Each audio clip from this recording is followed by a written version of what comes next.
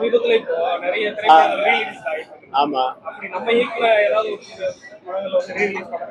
ரெடியா இருக்கு. படையப்பாலாம் ரெடி பண்ணி வச்சிருக்கோம்.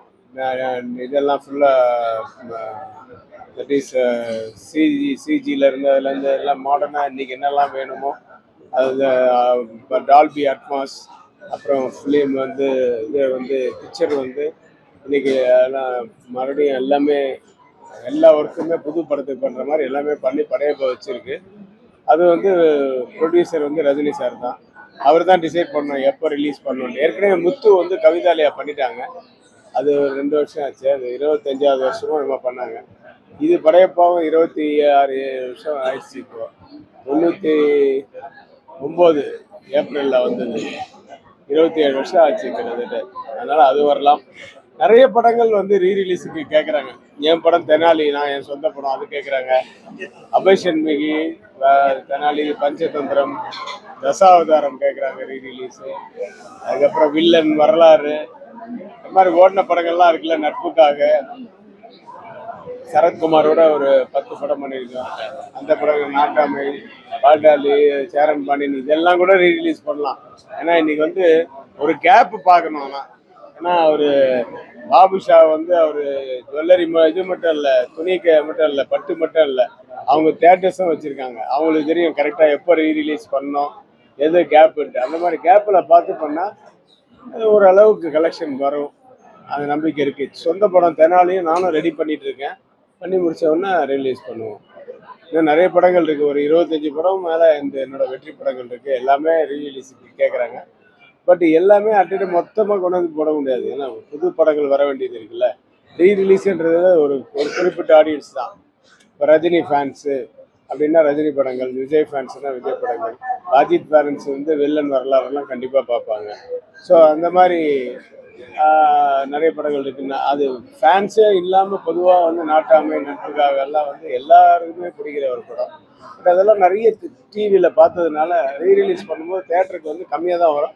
நம்பர் ஆஃப் தேட்டர்ஸ் குறைச்சி நல்ல ஃபெசிலிட்டிஸோட தேட்டருக்கு கொடுத்தா இப்போ கண்டிப்பாக பொழுதுபோக்காகவும் இருக்கும், டைமை பாஸ் ஆகும் அப்படின்ற இதில் வருவாங்க. காமெடி பிக்சர்ஸுக்கெல்லாம் நிறைய பிஸ்ஸாலாம் பண்ணலாம் ரீரிலீஸு. ஸோ இது மாதிரி ட்ரை பண்ணிட்டு இருக்கோம்.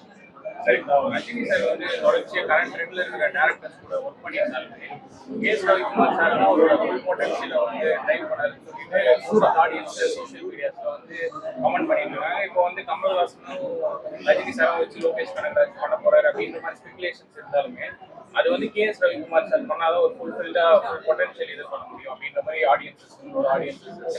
ஆடியன்ஸ் வந்து நிறைய வந்து சொல்றதெல்லாம் போய் ரஜினி சாருக்கும் கமல் சாருக்கும் காதல விழுந்து அவங்க முடிவு எடுக்கிறது தான். அதை தவிர நான் முடிவு எடுக்கிற நிலைமையில இல்லை.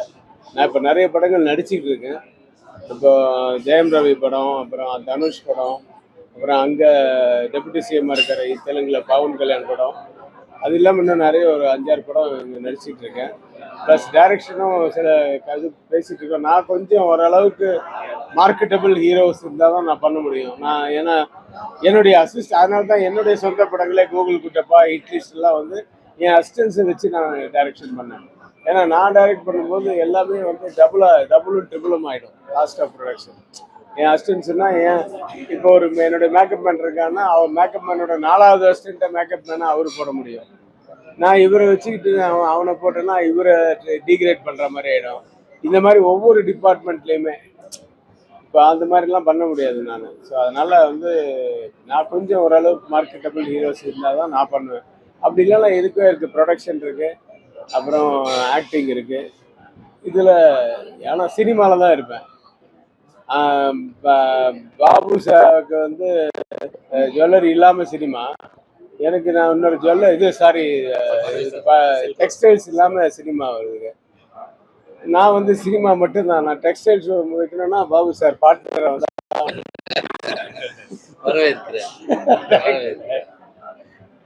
இவங்கெல்லாம் வந்து பாருங்கன்னா நிறைய பிஸ்னஸ் இவங்களுக்கு இருக்கு. என் ஃப்ரெண்ட்ஸுக்கு வந்து அவங்க பைக் பிஸ்னஸ் இருக்கு, கார்மெண்ட்ஸ் இருக்கு, இப்போ ரெஸ்டாரண்ட் ஓப்பன் பண்ணியிருக்காங்க. இது மாதிரி நிறைய பிஸ்னஸ் இருக்கு. அதை பார்த்துக்கிறதுக்கும் ஆட்கள் இருக்கு. அதுதான் ரொம்ப நம்பிக்கையான ஆட்களாக இருக்கணும். அதுவும் இவங்கெல்லாம் வந்து டீ டோட்டலர்ஸு, எந்த பழக்கமும் இல்லாத அதனால இவங்களால ஒழுங்கா வந்து எல்லாத்தையுமே பாதுகாக்க முடியும், நிர்மாணிக்க முடியும். அந்த மாதிரி ஆட்கள் வேணும். இப்படி இருக்காங்க, என்கிட்டயும் இருக்காங்க, நிறைய அசிஸ்டன்ஸ் இருக்காங்க, இல்லை ஃபேமிலிஸ் இருக்காங்க.